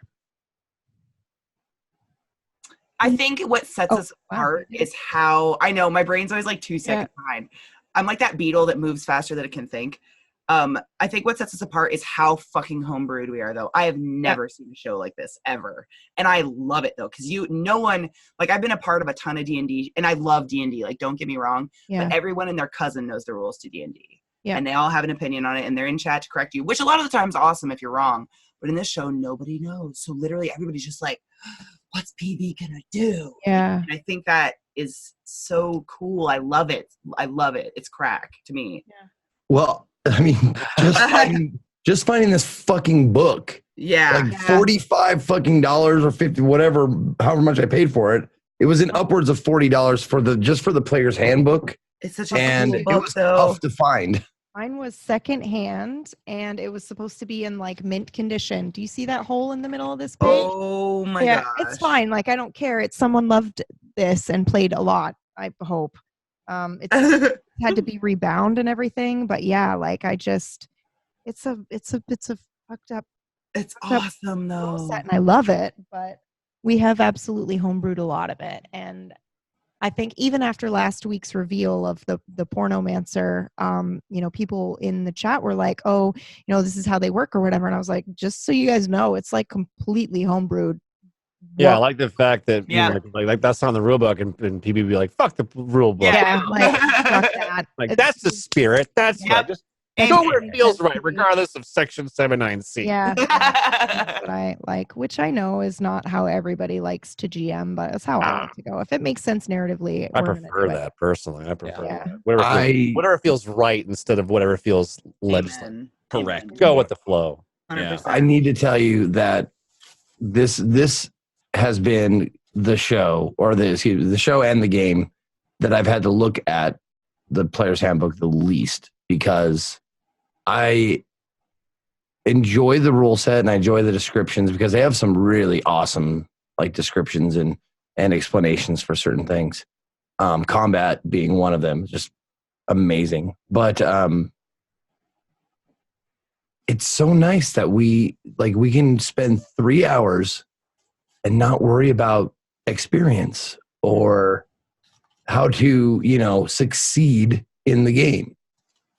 It's just an exercise of being in character and what do you want? What do you want to do? Yeah. And you've set it up so well because the want was immediate. It's like you're fucking stuck in some sort of time vortex, something, and that's what you need to do. You need to get out of that or figure it out and shit like that. And that's what's kept us going for all these episodes. And I barely looked at any of the rule book. That's good. I was hoping for that, actually. I really wanted you guys to be able to just play and not worry about whatever the fucking novel is for doing things, but also look at what we've got for like inspiration is kind of like where you want to go eventually, and then just trust that we'll take you there if that's where you want to go. So yeah, fully to that. So that was great. What was the original question? I'm trying to remember. I think it was like, did you have something to ask someone else? Oh, and then, yeah, CK asked, did you do anything that you regretted for your character? Right. I think so the premiere was an interesting, I mean, that was it's a mix, like because just the whole, I wouldn't change a thing, which is also true, but I kind of liked, because he hadn't remembered everything yet in the premiere, and I kind of liked the friendlier professor a little bit more, because he was more talkative. Some of it had to do with there were only 3 of us. So it was, like it was one of those moments we were talking about earlier on in this podcast, but I kind of like that personality almost a little bit better, which I think is good, because once you remembered everything, that one died again. Yeah. Like so it's really hammering in, like, the characters change, but then they also more evolve. So no, I wouldn't change it, because it wouldn't have had as much of an impact to see that different version of him. Yeah. That's a good answer, because I think sometimes when you role play, you're like, oh man, I wish I had thought of that sooner, or I wish I had done that. But it makes it so much sweeter when you're able to just enjoy the moment it happens and go, it couldn't have happened any other way than that. So does anybody else have any other regrets, or do you guys have any questions for each other that you've been dying to know? Well, now knowing about how many times the professor has gone through this, how many of them have you killed yourself to just try to like get it over with? None. That's what I want to know. Oh, none. None. Oh, I actually kind of wish I didn't ask that. He can't Yeah. fail him. Yeah. He's not allowed to fail. He's not allowed to fail. Under whose authority? His own. His own. He can't fail. 700 and something. You stubborn son of a bitch. Wow. That's love? Question mark? Is it? I don't That's why know. there's a I think there's love, and then there's just stalking. I don't know. There's love, and then there's obsession, which There's is obsession, exactly yeah, this what is obsession. about. Yeah. Wow, not a single like give up. This is his. This is his only life compared to the wonder- rest of them. I wonder if he ever finds a Disa, what would happen? Don't answer that. Don't answer. Sorry. Died, though. Whoa! Wouldn't none of us come back, because he's been pulling us in? So technically, he's kind of holding the reins. And that is the question, isn't it? Oh, I have a question Yes. for Emma. The fuck you doing in the class? You don't seem like you want to be there. I've wondered that too. You don't seem like the kind of person who would do this to seek out like higher knowledge with the help of anybody else. Like if you wanted to like figure something out, you do it yourself. That's the impression of Emma that I get. Like you'd buy the most expensive weird ass occult books on eBay. Private tutor. Yeah. Before you answer that, my theory of why you're in that class is kind of a lot like that compulsive liar from the Breakfast Club. A lot like that. Oh, angle. the basket case? Yeah. Ali a Sheedy, little- who I fell in love with when I saw that movie. Yeah, her. Oh my God, I love it. kind of that angle almost in her twisted weird way. But that was my theory on like, why the fuck are you here? Like, And before you answer that, does anybody else have any theories you want to share before she answers? Because this is kind of cool hearing what you guys think. Yeah. Oh, I think Emma's got some shit she's not sharing. I think Professor she's got probably. some dark secrets. Sorry, no, you go. No, I cut you off. You're good. No, I just noticed that she doesn't share a whole lot. And she says things every now and then that kind of lead me to believe that she's got. and so off-putting that it's hard to dig into it because then she'll just like give you some snarky remark, like you're like, oh, okay, fuck you too. Just Yeah. fun. The only thing I can what's think her of. trigger? I don't think you guys have figured, like, that's not been revealed. Like, what was her crazy moment that happened to her, like the rest of you? Yeah.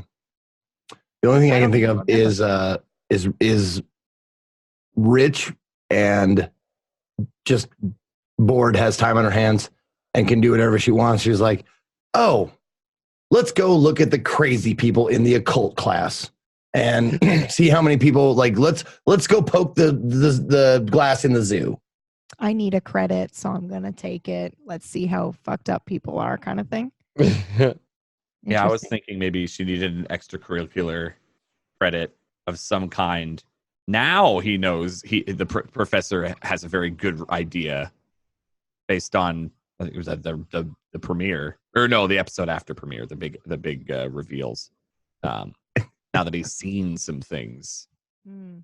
And by the way, watching her face as we come up with the theories has been just excellent. I mean, I have her like trigger moment. I'm excited for that to come out because it's dark. She's in the class because she kind of like I don't want to go too much into it because it gives a little bit away of her her shit, like who she is.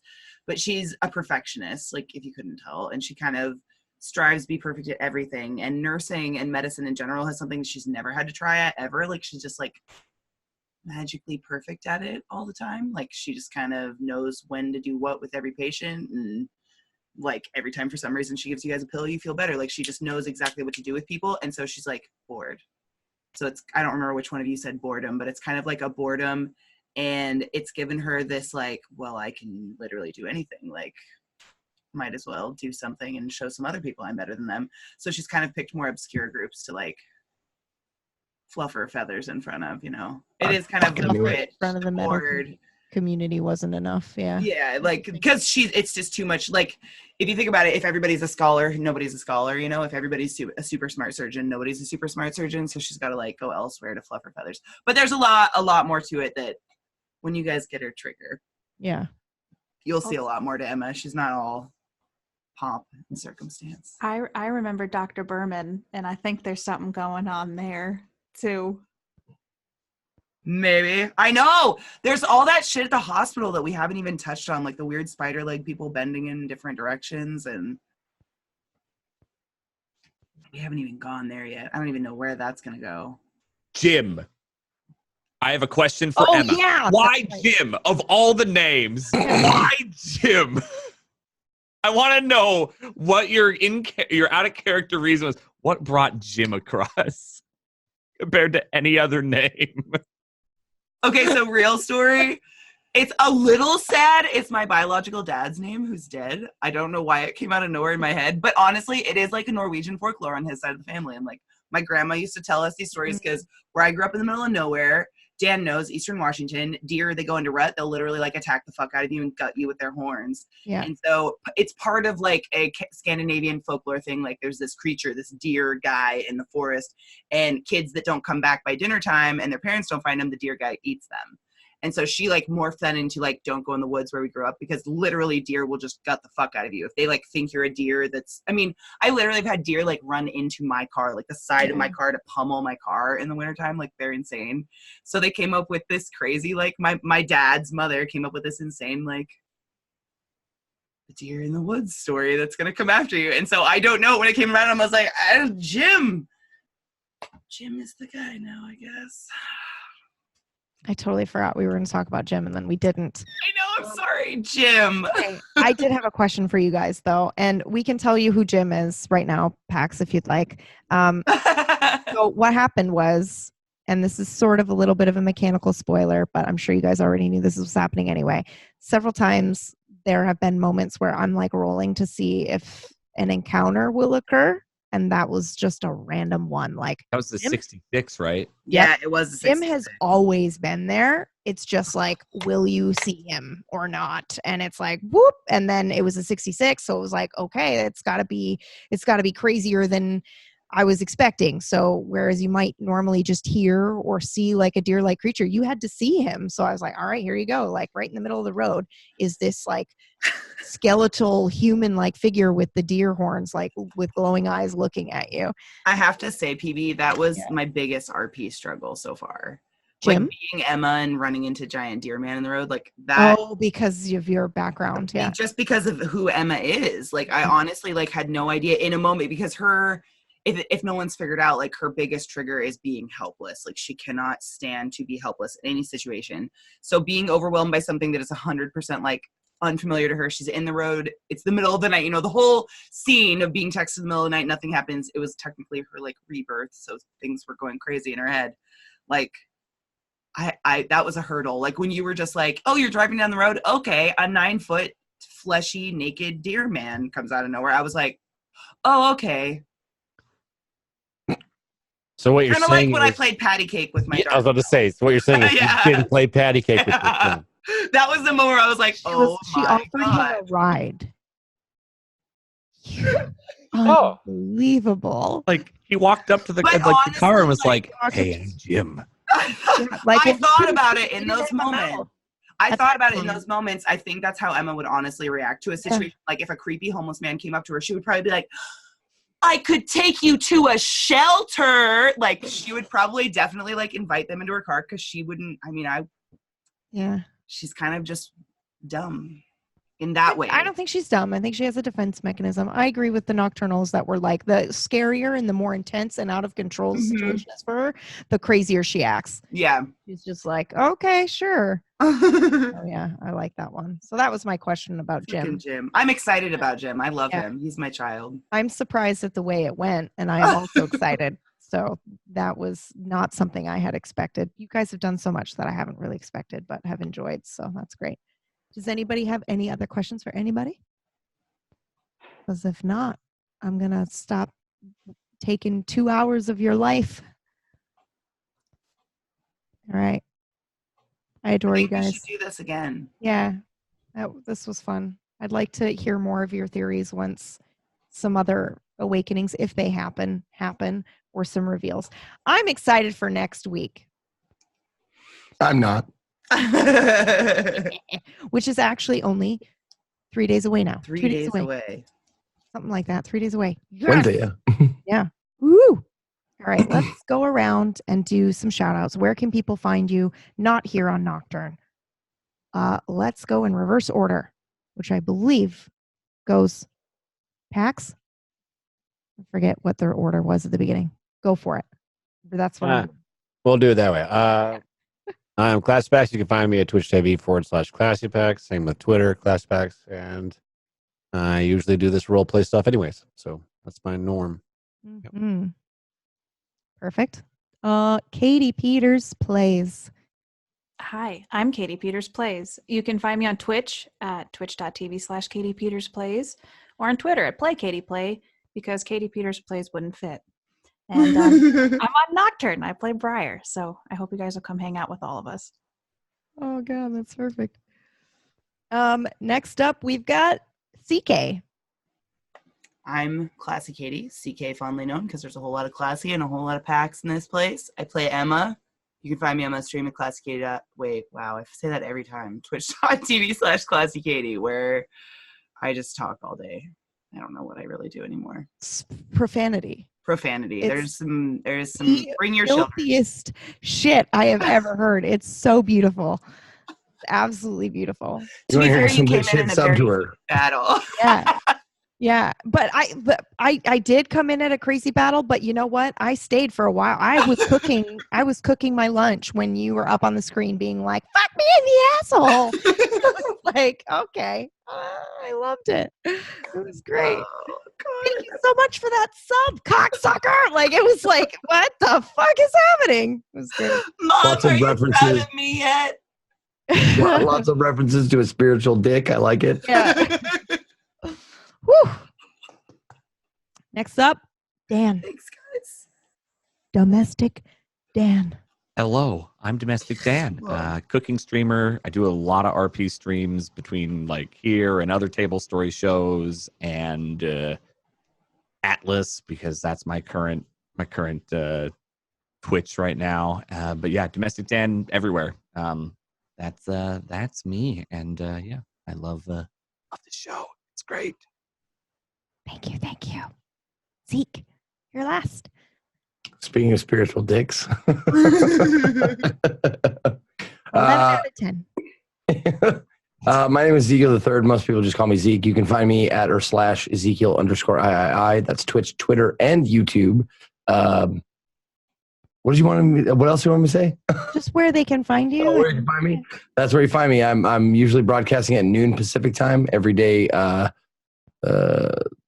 Thursday, Friday, Saturday, Sunday. Mondays sometimes I take off, and then Tuesdays and Wednesdays I do role playing and podcasts. So come check me out anywhere you have internet. And I am Pumpkinberry. You guys can find me at pumpkinberry.tv or on Twitter at pumpkinberry or Instagram at pumpkinberry.tv. And of course, Tablestory. You can find me there a couple times a week.